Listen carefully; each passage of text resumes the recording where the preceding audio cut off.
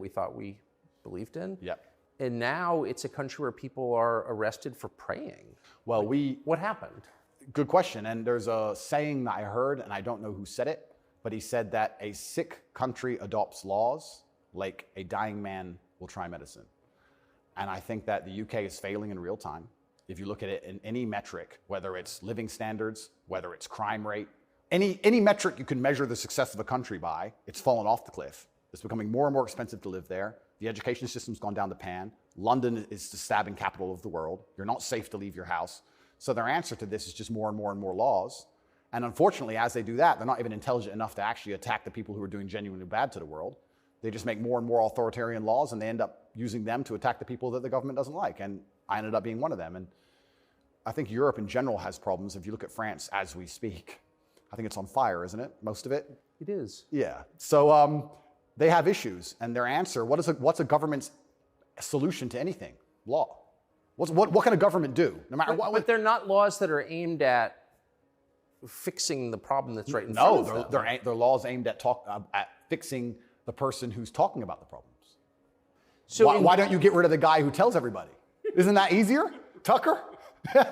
Why fix any of this? If we just shut him up, they won't know. No, but that's like responding to a heat wave by breaking your thermometer. Completely right. That's the plan. It's insane. Plan one is to break the thermometer. We might deal with the heat wave a bit later. But get air conditioning. No, let's break the thermometer. For now, there's too many people talking about the heat wave. So let's just break that.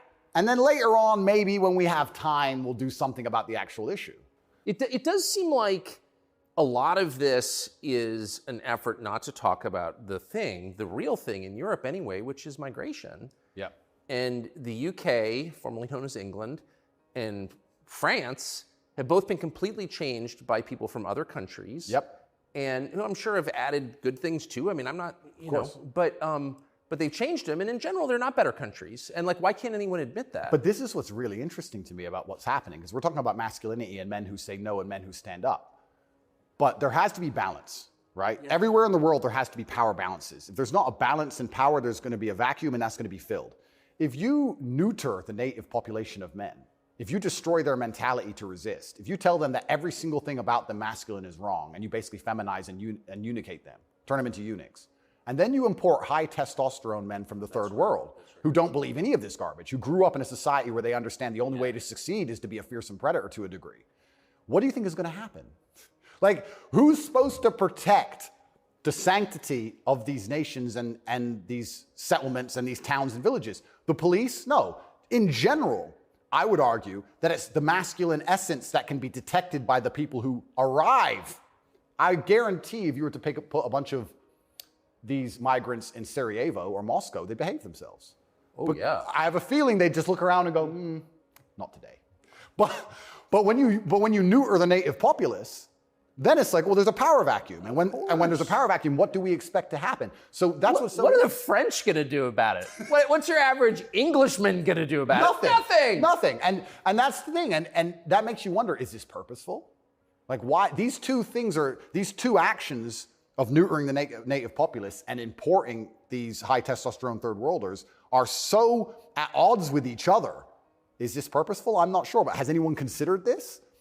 So yeah, it's interesting because you talk about these are huge and intentional trends, and I mean they're historically transformative trends.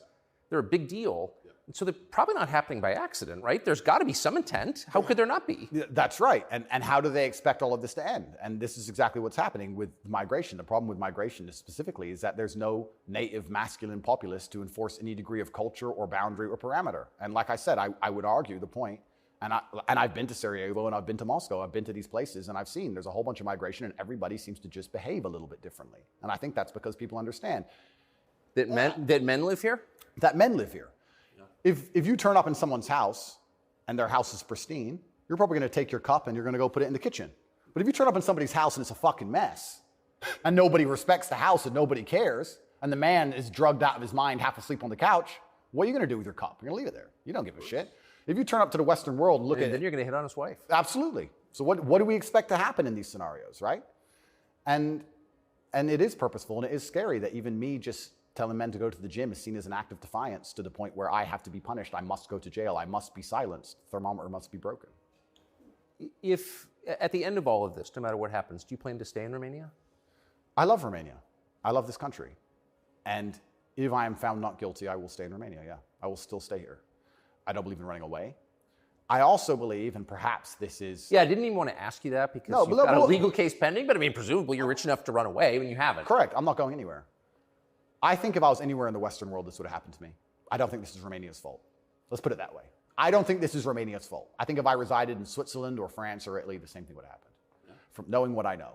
I think it was going to happen to me regardless. And I think I do have a large amount of sympathy, especially amongst the Romanian population. I get thousands of messages a day from Romanians apologizing to me. I think the people here actually like me. My waiter at lunch yesterday is one of them.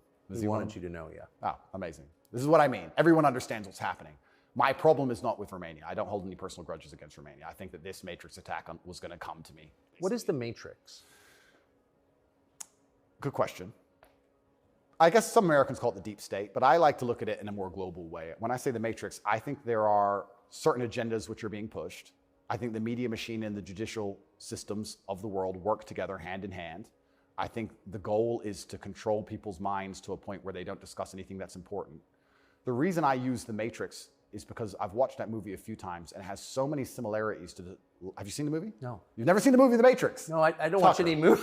I don't want to talk about it on camera. No, I'm very dyslexic and it's hard for me to watch video. Got it. Honestly. Understood. But there's so many similarities, and the basic premise is that humans' minds are controlled and put inside of a false reality so that their body heat can be manifested for the machines. And I don't think it's much different to reality. Our minds are controlled. We're put in a false version of reality. We're told things that aren't true. We're arguing over things that don't matter. We're observing a false version of events. And the goal of it is just to distract us long enough for our bodies to be used for the machines, the soulless. And I think it's pretty similar. Pretty similar, striking similarities. And even then, there's a bunch of other similarities which are difficult for me to explain. You haven't watched the movie, but there are agents inside of the Matrix. And the idea of the agent, the purpose of the agent is to make sure that nobody understands how the Matrix really works and to wake anybody's mind up. They want to keep you asleep. And any person can become an agent at any time. If they're not unplugged, if their mind is not free, they can become an agent, and their job is to keep you asleep. And you see agents all the time. COVID awoken me to agents. When I would sit and talk to somebody and they seemed perfectly rational and normal until I mentioned COVID, and then they'd fully change. No, it's dangerous. No, what do you mean? What do you mean? Are you crazy? My grandma got sick. And they became an agent instantly and started repeating the news to me. And I was like, your grandma got sick. How old is she? 97? Interesting. Oh, I better lock myself in my house then. Dumbass. So agents exist and the Matrix exists, and I think most people's version of the world is a false one. The idea and the world that most people have in their mind and how society functions and how all these things function, I genuinely believe is completely false. I think they've all been lied to. I don't think anybody understands how any of the world works. And I try and use some very simple, very simple analogies to wake people up. I said to one of my friends once, I said, if me and you could play video games for $10,000 and you could cheat, would you cheat? He goes, well, no. I was like, if I was whooping your ass and it was 10 grand a game and you could cheat, would you cheat? He goes, yeah. I was like, all right, so you accept that people cheat to win in a video game for a menial amount of money. You think they're not going to cheat for something that matters? Yeah. I think this they're not going to cheat for something important? You understand what I'm saying? Oh, yeah. Yeah. So how about to get the most important job in the world, President of the United States? I would never kill myself. I mean, people kill each other over insurance fraud. You don't think, right, yeah. Yeah. So when you actually understand how the world really works, what was really interesting? I remember there was this big military coup in, was it Myanmar or Burma? One of these, there was a big military coup like a year ago or something.